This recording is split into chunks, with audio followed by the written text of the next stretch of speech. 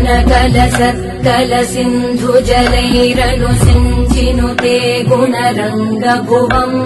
भजति स किं न शचीकुचकुम्भतटी परिरम्भसुखानुभवम् तव चरणं शरणं करवाणि न तामरवाणि निवासि शिवम् जय जय हे महिषासुरमर्दिनि रम्यकपर्दिनि शैलसुते